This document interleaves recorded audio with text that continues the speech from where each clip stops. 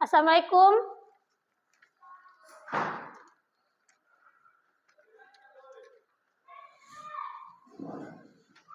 Bagaimana kabarnya hari ini semua? Baik? Alhamdulillah ya kalau baik. Bagaimana untuk hari ini?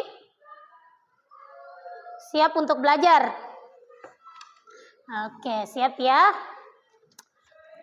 Ya baik. Bismillahirrahmanirrahim. Assalamualaikum warahmatullahi wabarakatuh. Jadi puji syukur kita panjatkan kehadirat Allah Subhanahu wa taala karena pada hari ini pada pertemuan perkuliahan kita di pertemuan kedua ini kita masih diberi kesehatan, kekuatan sehingga kita masih sempat ya berkumpul di ruangan ini. Nah, baik, tak lupa pula kita kirimkan selalu senantiasa salawat atas junjungan Nabiullah Muhammad SAW, Nabi sebagai rahmatan lil alamin. Ya, baik. Sebelum kita masuk pada lingkup pembelajaran tentunya pada hari ini seperti biasa kita harus memulai segala sesuatu agar mendapatkan hal-hal yang baik, maka kita awali dengan berdoa ya untuk hari ini. Nah, kita selalu seperti kebiasaan kita sebelumnya bahwa setiap pagi atau setiap pertemuan kita itu kita utamakan dulu berdoa agar apapun yang kita lakukan hari ini itu selalu bernilai ibadah. Nah, baik. Bismillahirrahmanirrahim. Untuk kelancaran perkuliahan kita pada hari ini, mari kita berdoa berdasarkan keyakinan dan kepercayaan kita masing-masing. Baik, berdoa di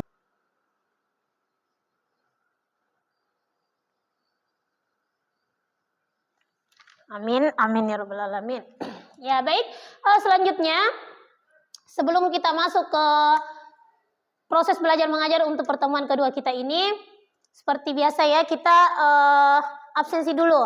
Baik, saya mau absen untuk hari ini. Anggi Solihin mana? Ya baik, Dewi Amalia hadir ya. Hendrik Maulana, Nurasisa. Oh, Nurasisa sakit ya?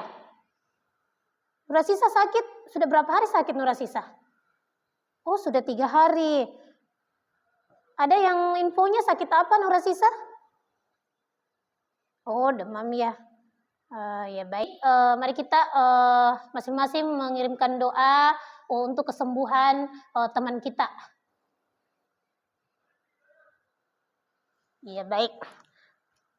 Ya baik, mungkin sebelum saya lanjut ke materi, sebelum kita masuk ke pembahasan terkait materi kedua atau materi di pertemuan kedua kita ini, di mana dalam pertemuan kedua kita ini, di mana capaian pembelajaran mata kuliah kita ini itu kita harus memahami nilai kemanusiaan pada lingkup etika bisnis Islam. Di mana pertemuan kedua kita ini, hal yang paling utama yang harus kita capai itu adalah bagaimana nanti kalian itu mampu memahami prinsip dan etika bisnis Islam itu sendiri. Baik. Minggu lalu itu kan kita sudah bahas tentang etika. Kita sudah bahas tentang apa sih itu etika, bagaimana dasar-dasar etika. Baik. Sebelum kita lanjut ke bagian bagaimana prinsip-prinsip dan penerapan etika bisnis Islam itu sendiri, yang pertama yang ingin Ibu sampaikan dulu bahwa jangan kita masuk ke pertemuan kedua ini, materi yang sudah berlalu atau materi di pertemuan pertama itu sudah lewat juga. Jangan ya, jangan. Oke baik, sekarang kita lanjut saja. Sebelum masuk ke lingkup materinya lagi, ada baiknya saya mau melakukan dulu penguatannya. Penguatan materi yang lalu. Seperti apa materinya yang lalu? Jadi minggu lalu pasti ingat toh kita belajar apa? Ingat.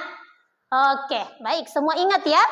Sekarang minggu lalu kita belajar tentang apa sih? Coba satu orang dulu. Ada tidak yang bisa memberikan sedikit apa yang kita bahas minggu lalu? Coba satu orang dulu. Oke Dewi, silakan Dewi.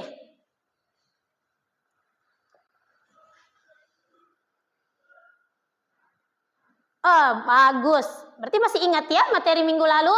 Nah, jadi kita sudah mempelajari minggu lalu apa sih itu etika bisnis Islam, apa itu etika. Nah, ternyata Dewi masih ingat ya.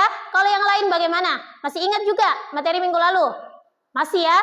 Nah, materi yang kita pelajari pada hari ini itu tetap ada hubungan berkelanjutan dari materi-materi sebelumnya. Nah, jadi materi terkait etika, bagaimana prinsipnya, bagaimana penerapannya nanti pada dunia bisnis, itu adalah materi-materi yang berkaitan dari materi di pertemuan sebelumnya. Bagus. Ya, baik. Mungkin langsung saja diperhatikan ya. Nah, diperhatikan di atas. Nah, sip. Nah, jadi dalam hidup itu bukan hanya dalam lingkup bisnis.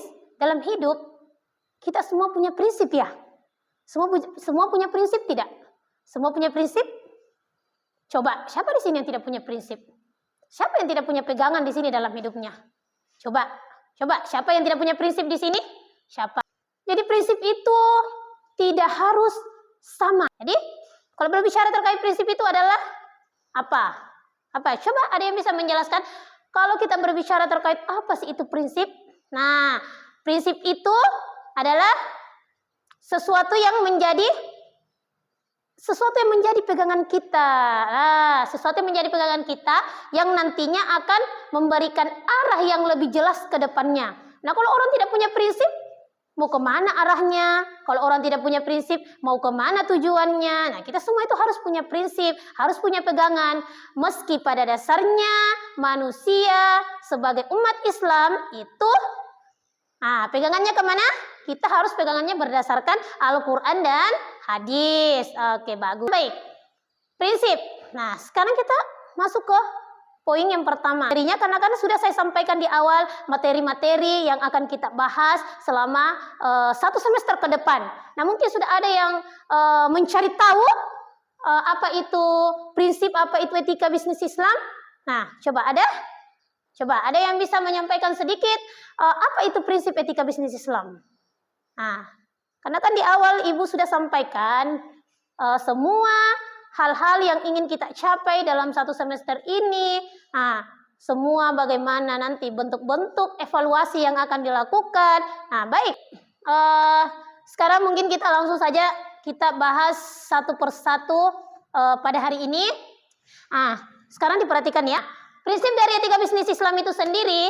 Oke, yang pertama adalah kejujuran. Nah, kejujuran. Kenapa prinsip kejujuran itu harus masuk dalam etika bisnis Islam? Kenapa kira-kira? Coba, kenapa? Prinsip kejujuran itu dia harus masuk ke dalam lingkup etika bisnis Islam karena pada dasarnya dalam dunia etika bisnis Islam, dalam dunia bisnis, itu kita membutuhkan yang namanya kejujuran. Baik bisnis yang kita geluti sendiri, bisnis yang kita geluti dengan partner kerja kita besok-besok, maka kejujuran itu. Kenapa kira-kira kejujuran itu harus penting?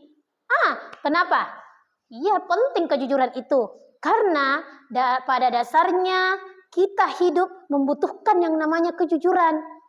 Nah, tidak ada satu orang pun yang dalam dunia bisnisnya, dalam kegiatan sehari-harinya mau dibohongi. Tidak ada ya. Nah, semua kita ini butuh yang namanya kejujuran. Kita butuh yang namanya kejujuran. Kenapa? Misalkan kita punya sebuah bisnis, kita bekerja sama. Anggaplah si A bekerja sama dengan si B. Si A modalnya anggaplah 50%. Si B juga 50%. Maka kejujuran yang harus diterapkan di sini adalah bagaimana kejujuran kita.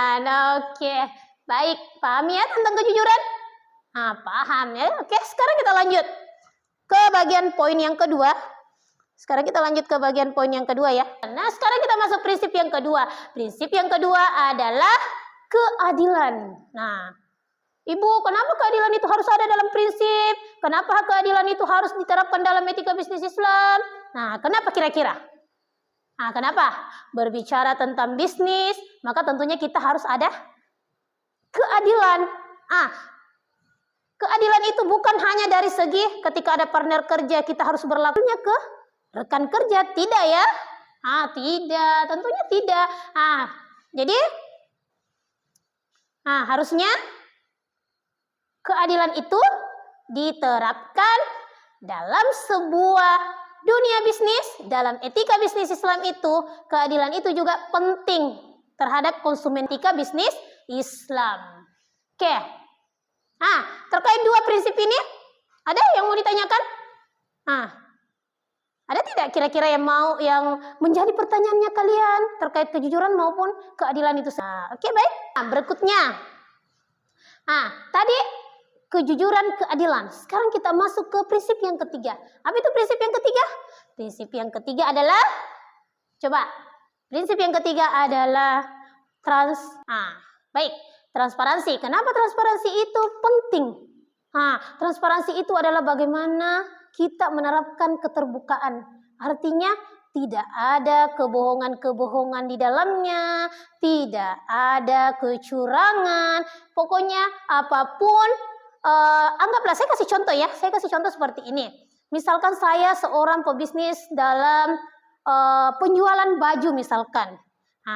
Saya tidak boleh mengatakan bahwa baju ini sangat bagus kualitasnya ketika ada kualitas yang tidak dimiliki oleh baju itu. Jadi saya harus terang seperti ini. Dalam hidup ini itu tidak ada barang yang mahal. Ingat, dalam hidup ini itu tidak ada barang yang mahal ya. Itu tidak ada barang yang mahal. Lalu terus Bu, kalau memang tidak ada barang yang mahal, kenapa ada yang harganya segini, harganya segini? Itu tidak mahal.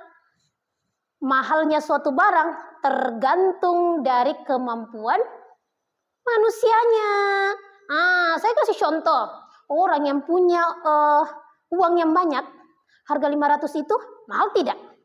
Mahal tidak harga 500 itu? Mahal? Tidak ya, tidak mahal dong. Yang harga 500 itu tidak mahal bagi orang yang mampu dan punya kemampuan untuk membelinya, itu tidak mahal. Itu pasti dianggap sebagai harga yang murah. Beda dengan kita. Beda dengan kita ya. 500.000 itu mahal tidak kira-kira? Mahal? Mungkin ada di sini di antara kalian mengatakan mahal, ada yang mengatakan biasa-biasa aja Bu. Mungkin ada yang mengatakan murah. Itu tergantung dari ekonominya kita. Itu tergantung dari ekonominya kita. Orang yang mampu membeli sesuatu sekalipun harganya mahal berarti dia menganggap bahwa itu tidak mahal. Kalau dalam taraf orang yang memang ekonominya di bawah, pasti dia menganggap bahwa harga itu dia beli dalam bentuk atau harga yang sangat mahal. Jadi penentuan harga mahal atau tidaknya tergantung juga dari kemampuan ancam. Seperti itu ya. Oke, baik. Sekarang kita lanjut di poin berikutnya. Oke, sekarang prinsip yang keempat. Tadi itu prinsip ada 3 yang sudah saya sebutkan ya. Kejujuran, keadilan, transparansi, dan yang keempat itu adalah tanggung jawab sosial. Tanggung jawab sosial itu apa, Bu? Apa sih itu tanggung jawab sosial? Kira-kira apa itu tanggung jawab sosial? Tanggung jawab sosial itu adalah bagaimana kita itu mampu mempertanggungjawabkan apa yang kita lakukan. Kita mampu mempertanggungjawabkan apa yang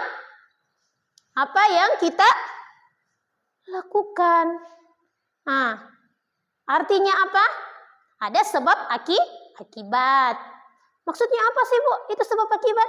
Sebab akibat itu adalah bagaimana umpan balik dari perlakuan kita. Kalau ada sesuatu yang kita lakukan, ya harus kita mampu bertanggungjawabkan. Itulah yang dinamakan sebagai tanggung jawab sosial. Ya baik, jadi prinsip etika bisnis Islam itu ada berapa tadi? Coba, ada berapa? Ada berapa? Yang pertama, kejujuran. Yang kedua, keadilan. Yang ketiga, transparansi. Dan yang terakhir tadi apa? Apa yang terakhir tadi? Adalah tanggung jawab sosial. Jadi, prinsip etika bisnis Islam itu ada 4 yang harus betul-betul kita terapkan, yaitu kejujuran, keadilan, transparansi, dan tanggung jawab sosial. Sebelum perkuliahan kita pada pertemuan hari ini berakhir, seperti biasa ya, Nah, seperti biasa, yang ibu lakukan itu adalah ibu ingin melakukan evaluasi ya. Kenapa harus ada evaluasi setiap dia ingat? Nah, jadi kenapa harus sering-sering melakukan evaluasi? Itu agar kalian bisa juga, yaitu saya ingin kalian membuat sebuah catatan kecil yang membahas atau kalian catat kembali inti-inti yang kita pelajari pada hari ini.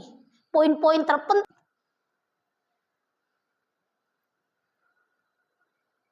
Ya baik, karena semua sudah kumpul ya catatan kecilnya terkait evaluasi pembelajaran kita pada hari ini. Jadi sebagai penyampaian terakhir Ibu sebelum kita menutup perkuliahan pada hari ini adalah kesimpulannya bahwa kita harus selalu menerapkan prinsip-prinsip etika bisnis Islam, di mana prinsip etika bisnis Islam itu ada 4 yang harus sering kita. Pertemuan pada hari ini Ibu rasa cukup ya, karena kita juga waktunya sudah sampai. Sebagai penutup untuk pada hari ini pembelajaran kita, dijaga kesehatannya lagi.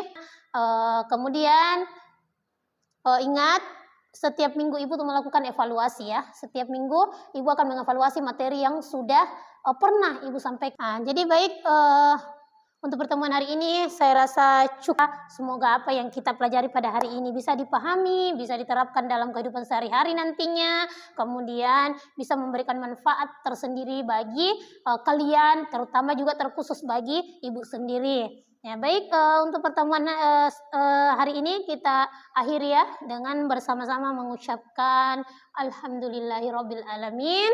Assalamualaikum warahmatullahi wabarakatuh.